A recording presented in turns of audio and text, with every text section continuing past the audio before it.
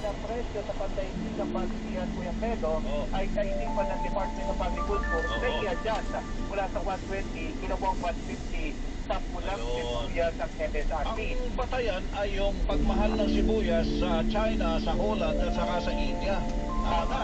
Oo. At pagkatapos, dahil natatalo pa ang palitan ng peso sa dolyar, lalo pang lumalaki ang nasusing ng mga importer Kuya Pedro. Lumagpas na sa 59 pesos ang isang dolyar, Alan G.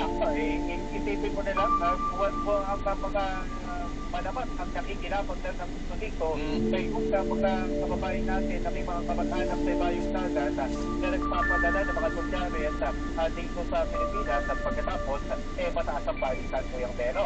Ang pinapakita sa atin mga nagkikita kung susunod sila dito sa MSRP ng Department of Agriculture, nako, matulutukin sila Kuya Pedro.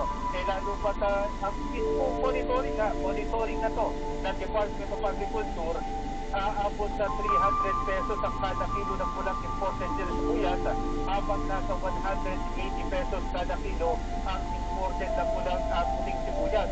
Pero sa MSRP na itinakda ng Department of Agriculture, 150 pesos ang kada kilo sa imported na pulang sibuyas, habang 120 pesos kada kilo naman sa puti o dilaw na imported na sibuyas. Ayon sa ilang mga nagtitinda ng gulay, hindi nila kakayanin ang tinatakdang SRP ng Department of Agriculture.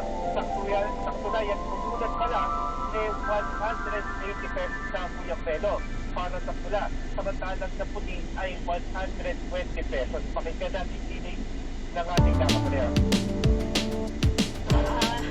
Hindi po kakayanin